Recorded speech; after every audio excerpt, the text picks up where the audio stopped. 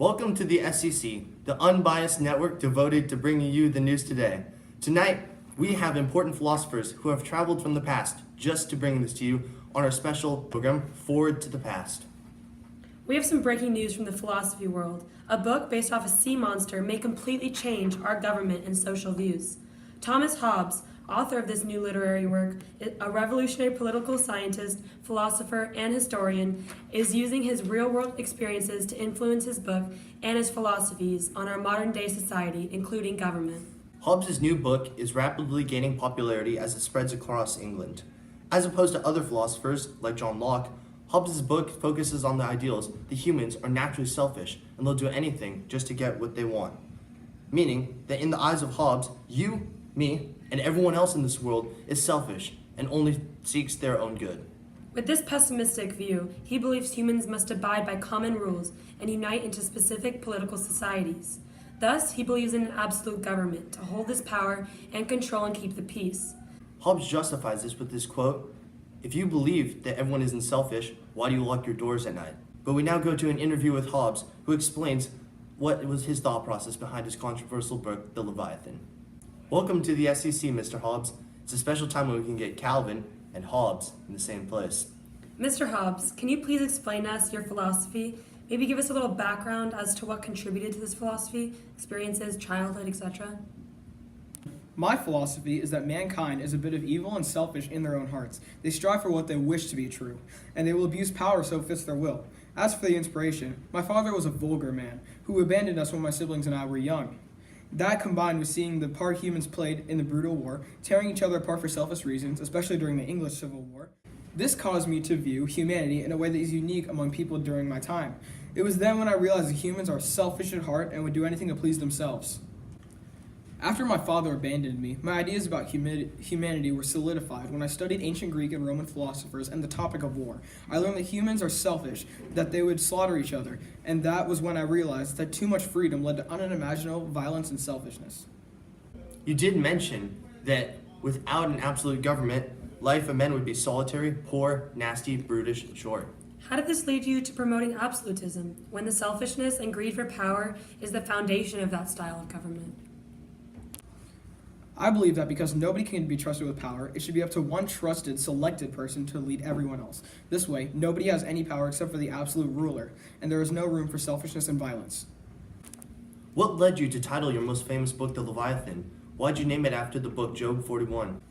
The sea monster in Job 41 was vicious and selfish and acted upon its own will. This is the same way that I depict humanity, people who strive to accomplish their own goals without the consent of others. Seeing as the head of the Leviathan is part of a monster that makes all of the decisions, and absolute government will control the decisions of all of society.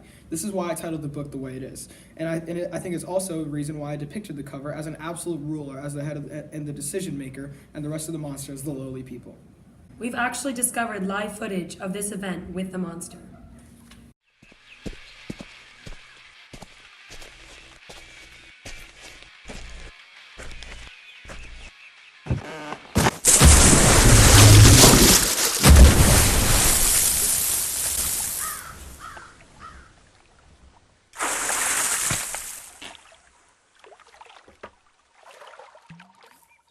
And is that actual footage of my Leviathan?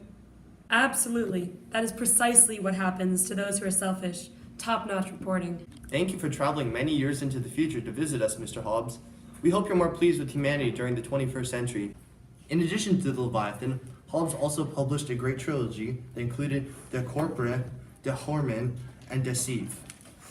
This was an attempt to arrange the various pieces of natural science, as well as psychology and politics, into a hierarchy ranging from the most general and fundamental to the most specific. Thomas Hobbes left an everlasting influence on political thought. His ideas of people being selfish and brutal, and his thoughts on the role of government led to more investigation, such as by John Locke. After the Revolution, his ideas also influenced Federalists in arguments to adopt the Constitution.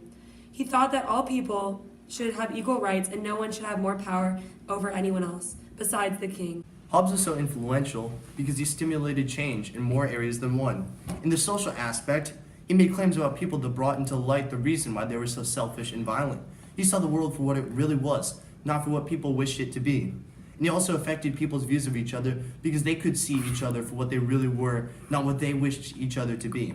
As for the political aspect, he kind of continued the theme of absolute monarchy. And he said that the monarch should have all the power and no one else should have any of the power. But he extended this so that everyone could really understand and see where he was coming from. So that way he did stimulate change because he made it more accessible to everyone. According to Hobbes' idea, kings thought that people cannot survive without a strong central government that would protect them. Even today, scholars still study and discuss Hobbes' work. The questions Hobbes stated in the 17th century are still important today because he challenged the relationship between science and religion and also the limitations of power that a government should have. His social contract theory established that a government should serve and protect all the people in society. Society should act with only the consent of the governed, and this influenced the U.S. Constitution. The writers of the Constitution could not accept Hobbes' absolute ruler model, as it would go against the ideas of democracy, but they did reference his ideas on the nature of humans and used Hobbes' model against itself. Basically, because humans are selfish, everyone should have no power, and when they get any power, it should be checked and balanced so that they cannot act selfish at any point in time. This is explained when he stated, "Our knowledge of objective, true answers on such questions is so feeble, so slight and imperfect as to be mostly worthless in resolving practical disputes.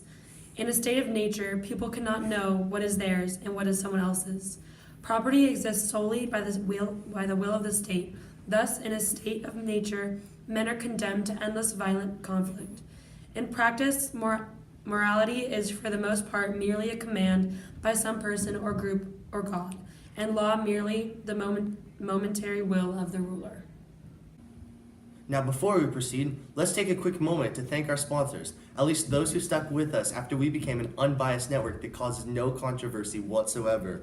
First up, warm potatoes. Have you ever had a potato that was too hot for your senses? Well, now you can enjoy warm potatoes that taste like absolutely nothing.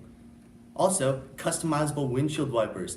What gives you confidence like windshield wipers that are painted your favorite color with those weird eyelashes that you put on a Volkswagen Beetle? Also, Fez hats. Need I say more? Because we're an unbiased network, we believe that it is only appropriate if we play devil's advocate and interview Thomas Hobbes' rival, John Locke. Some, like Locke, pushed for democracy. Others accepted Hobbes' views because it seemed like a better version of the form of government that existed at the time. John? Hello, Calvin, Sienna. Good to be here. Good to have you. First off, can you explain your philosophy and how it contrasts Hobbes?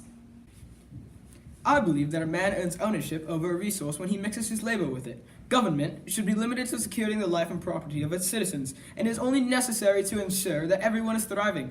I go against the claim that God made everyone to be ruled by a monarch because everyone is unique and has rights to life, liberty, and property. Since governments exist by the consent of the people in order to protect the rights of the people and promote the public good, governments that fail to do so can be resisted and replaced with new governments. Hobbes believes that we should have an absolute monarch. I believe in democracy for all. What type of government and social contract do you believe in, Mr. Locke? I believe the government should coexist with society. The citizens need for government for protection so that they can live in a peaceful society. And government needs citizens so that it can best fit society to the needs of the people. In my democratic model of government, everyone is happy because everyone contributes. Seems a little bit like communist propaganda to me, but we're unbiased, so I can't say that at the SEC network. Thank you very much, Mr. Locke. That will be a wrap on this story of Thomas Hobbes and his philosophical controversy. After the break, headlines that we will cover include the Royal Mail falsely telling a child that they delivered his message to a dad in heaven, and Bessie, the cow that was too big to be slaughtered. Ba-da-ba-ba-ba. Son, Yeah? your report card came in the mail today. Uh-oh. Top of the class. Phew. Come on, let's go for McDonald's. Yes.